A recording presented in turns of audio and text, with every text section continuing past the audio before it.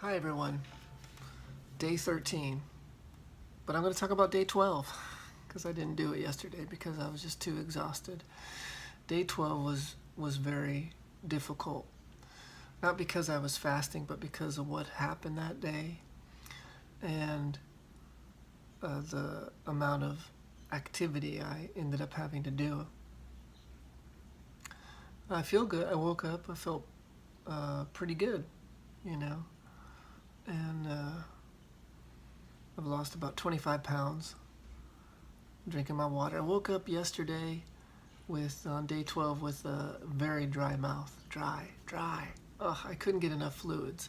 It's pretty warm here, but not at night. But I just was dry, like cotton mouth, like, oh, dry. But, and I found out some very sad, very sad, just unreal news. Let me tell you a brief story. Two of my coworkers who just quit and they moved up to Portland on Friday. Portland, I used to live there, and lovely place. They were young people, 27 and 30. And I worked with the young woman, Dani, for 3 years. She's just an incredible human being and very dear to my heart because she helped me and my family through one of the most profound, difficult times of our lives. And she is incredibly important to me. And she got together with a young man of 30 named Kelly, big tall guy, like my height, but big guy. He's like 6'6", probably 275, just the nicest guy. Didn't take the best care of himself, and it came back to haunt him. And they moved to Portland together with his brother, and we were so happy for them. They'd been together about a year, and he passed away. He died of an enlarged heart, on Monday. Yeah. So they get up to Portland after driving up there from here in Southern California, and he went to sleep and never woke up. Great guy. We had many conversations. He was there for me with my family issue, a death in my family, and just an incredible person. We had so many good conversations, and I can't believe he's gone. It's just that aside, which was not a great start, and we're all grieving, all of us, all of his co-workers and friends and family, and I just wish I was there with Dani to take care of her any way I can, but she's far away.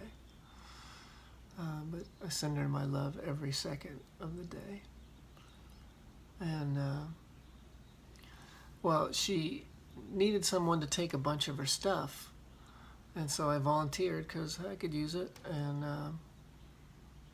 so we had to go pick it up, and we had to dump a bunch of stuff to make room for the stuff that she got, and so I had to do a lot of physical activity, and I felt drained, and it was hot here. It was like 90 plus degrees, and I was just, it was tough, but I made it.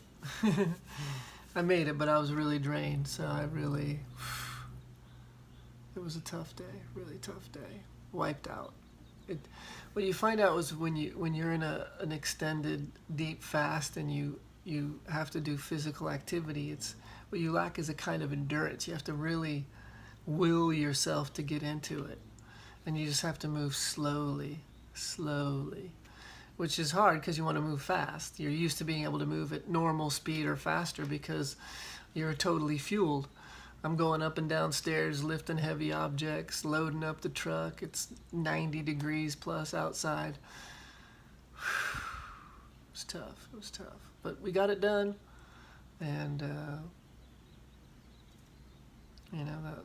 that was day 12. It was tough. It was really tough. But that's why you can't do normal stuff usually, but sometimes you gotta step up and you just do your best. Stress is a huge factor with fasting, and resting is very important. You got to get the right rest. So doesn't mean you can't move your body. You need to move. You can't just sit around the whole time. Rest doesn't mean being sedentary. So it means moving, but within the parameters, right? With the right dosage, frequency, and duration. That's the good stress. I'll talk about day 13 when the day is done. Until next time. Day 13. The end of day 13. It's going well. I had a very relaxing, this was my mega relaxed day after yesterday. Much needed. I drank water. I relaxed. Watched a documentary on fasting, the new one that's on Amazon. Check it out. It's pretty good. Interesting. Gives you the variety of fasting. Not just water fasting, but they talk to Fung, and they talk about intermittent fasting. They talk about juice fasting. They talk about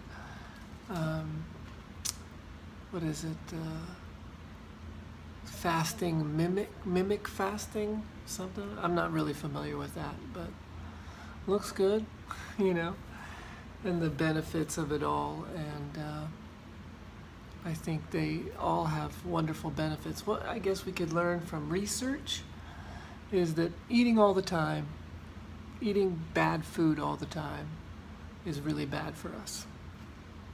I don't think it takes a PhD in biochemistry to figure that out. We know that processed foods are responsible for a lot of autoimmune deficiency disorders. We know that being sedentary isn't at all good for us. We know that eating, just tons and tons of meat is bad for us. Eating a whole food plant-based diet is good for us, but you need variety, right? The keto diet is good for us, but you need variety. I think what I see is, and I'm no different, is that we want to find the optimal way, the one way that I can just practice and do that for the rest of my life. That doesn't work, because it's not in our genetics. It's not in our way of being. It's not that we have to have variety every day. It's just that homeostasis, which is that balance, which we need, too much of it can become to our detriment. So, we're all going to die if you accept the idea of death. But it's that sense of quality, that we can move, that we can be aware of what's going on, and that we're not deluding ourselves, we're not lying to ourselves. We know science is limited, so in that sense of having a direct experience with what we're doing makes a big difference. So you have to experiment, and experiment. Balance it out, You can go to extremes. It talks about in that documentary about eating disorders. People who go too far, right? Too far in your fasting, right? You want to lose weight, but I don't know why people want to lose weight so bad. Because they've let themselves grow too large, because of the aesthetics, because they know they're unhealthy. And what is health? So we have to really examine that and not just accept the literature. I read Fung's book. I've read several other books. I don't accept what they say, so I'm going to examine it. Excuse me. I'm going to examine it deeply, And doesn't mean you can't enjoy food. Doesn't mean you can't enjoy a lot of different things. But that's that point of that. And I think the book I'm going to talk about is called Stress and Adaptation Physiology by my friend Christy Vlatt. It's really good. You have to get the right dosage, frequency, and duration. And my dosage, frequency, and duration isn't going to be the same as yours or anyone's. So it's that right recipe. And again, you're still going to mix things up. So you can be in the best fasted state. You can be in a ketogenic state, the fat adapted state. You can be in the best physical fitness. You're like, oh my God, I feel I could do one-arm handstands all day. Or one arm handstands into all sorts of different stuff. Cool. Or you can bench press 400 pounds. Cool. But each of those has to be understood, and they'll take their toll, right? You can't just bench press all live long day. You're going to have very bad joints.